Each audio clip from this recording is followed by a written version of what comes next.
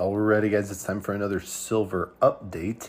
So let's jump into it. So we can see our chart for silver right here, and this is showing the 4-hour time frame for silver. Now, you'll notice, and of course, you should have seen this new pump that we experienced this past Friday coming, because as you can see, RSI was following a trend that we have been watching for quite some time now.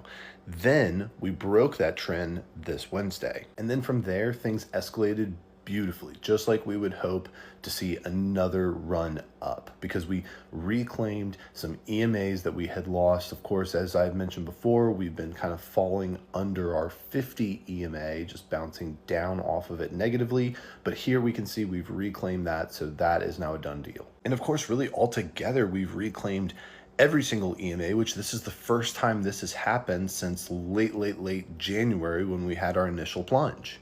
On top of all of the excitement happening on this 4-hour chart here, I'm going to flip on over real quick. This is the daily time frame, and here we can see a very similar situation.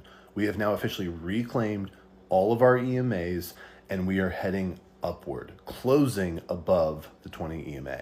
Now, of course, I just did want to point out this is significant because on the daily time frame, we had been holding below that 20 EMA for a number of bounces, which I have circled there. But then, of course, the very last white circle you will see, we closed above. So all things considered, this looks really good, right?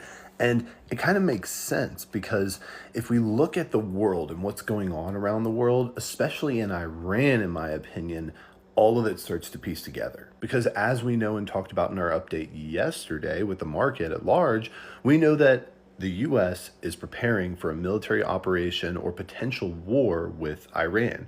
And as we know, any kind of instability in the world or further instability sends prices like gold and silver through the roof. So in my thinking, all of this could potentially just be boiled down to the anticipation for that, because of course, we don't see trading happen over the weekend in the US markets. Now, beyond the technical analysis, I've still, of course, been tracking daily deliveries for silver throughout this past week.